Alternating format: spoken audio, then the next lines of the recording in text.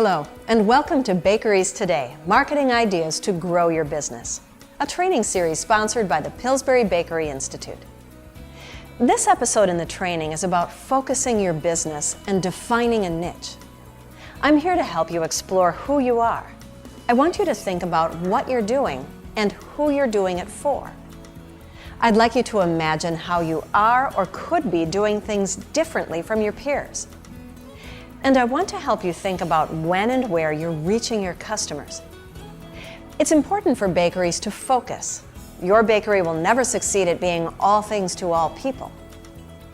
Focus on your most differentiated and profitable products. Offer products and services that aren't available from your competition. Some examples of niche products might include something unique, like an old world recipe for Slovakian sweetbread. We'll share a story about that in a moment. Another example might be unconventionally sized common baked goods, like miniature turnovers, extra large cupcakes, or bite-sized bakery. Other niche examples include unique cupcake flavors or individual wedding cakes. The key to building a niche is specialization. Customization delivers value to your customers, and therefore it commands a premium price.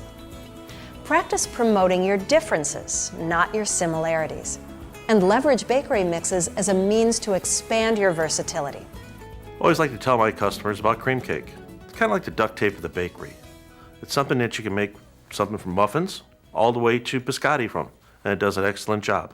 Pillsbury is offering support to the retail baker today by offering, for example, laminated puff pastry dough. It's available in slabs, sheets, 5x5 squares. It allows the baker to eliminate that step of the lamination process, and it allows them to concentrate on high quality, high profit signature items that they can offer to their customers each and every day. If you don't have a niche product, here are some ideas on how to develop one. Look at trends, such as health trends, convenience trends, or trendy retail concepts. And by all means, talk to your customers. Ask them questions like, what do you think people know our bakery for? Ask them what unmet customer needs they might know of that your bakery could fill. What I see in the bakery industry is a trend towards smaller pastry, be it cakes or puff pastry, anything like that. You're using the same amount of labor to make something large, and people now are on the go looking for something easily portable, and these little pop things that you could just eat very quickly are far more popular than the 8-ounce Danish that we were eating years ago. If you go into the cake side of things, the little cakes that you could have for 2 people, there's a lot of empty nesters now that don't need the 8-inch, 9-inch cake.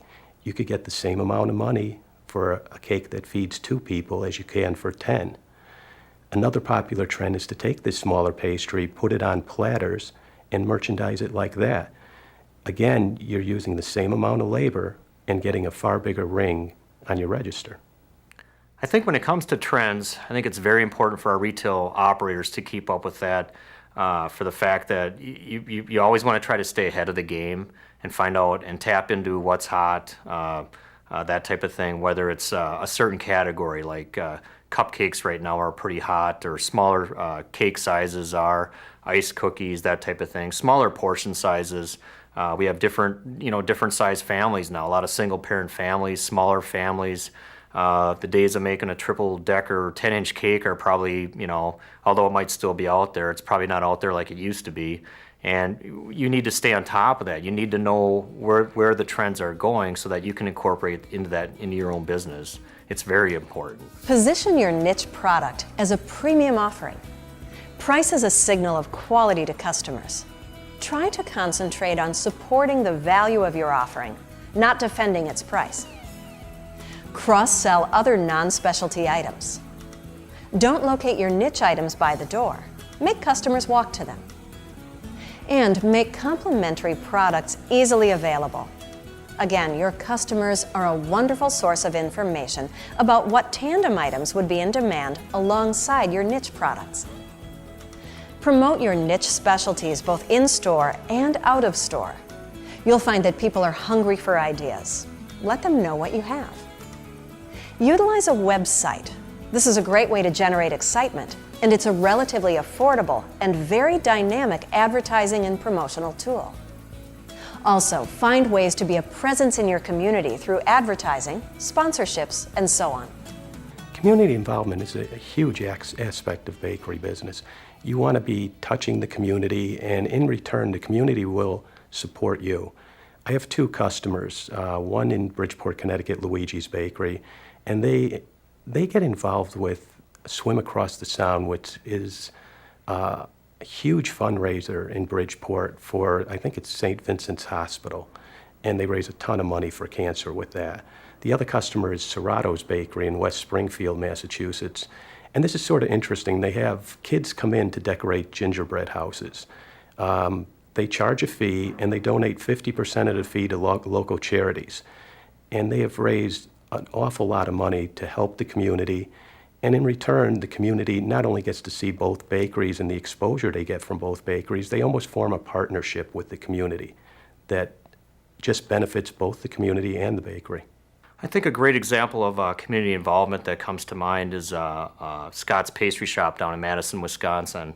And being a part of their local Chamber of Commerce helped them acquire a piece of business from a wholesale standpoint, a glassware company with baked cakes that generated roughly $27,000 in revenue over an annualized period of time. And that's been a big part of it, but the relationships with the Chamber of Commerce folks has also resulted in getting more employees for their own business. Also some print media advertising with radio and television. Just a lot more exposure for the bakery in having that community involvement. Often, visual representations are more powerful than descriptions. You can easily create a variety of in-store promotions, such as a photo album of cake ideas. A great portfolio of your past work, by the way. It's very affordable to position a small video monitor at point of sale and feature a DVD playing in a loop, or to offer a sequence of digital still images playing in succession. Create a pleasant atmosphere that encourages customers to gather in your store and integrate it thematically with your niche. Combining a retail offering that defines your brand through the customer experience with other means of marketing and getting the word out is a sure formula for building business. I think an excellent story of a niche item involves a bakery in northern Minnesota, Italian Bakery, which is in Virginia, Minnesota. And a town of 9,000 people, owner's name is Joe Previnovich, and the product that he makes is called Patitsa, which is a Slovakian sweetbread. It's a phenomenal product, all natural ingredients, extremely rich. And a lot of people in Virginia are familiar with Joe's product, but what happens when most people grow up in Virginia, they move away to different parts of the country. So Joe developed a mail order business, and that helped out tremendously with sales and that type of thing, and it's always been a really good product. But eventually along came the computer, internet, Google services, and it made Joe's job a lot easier once he built the website for people just to order the product right over the computer. And he's also got people who surf the web and that type of thing that stumble across Patitsa. They want to know what it is. They go to the website, they call up.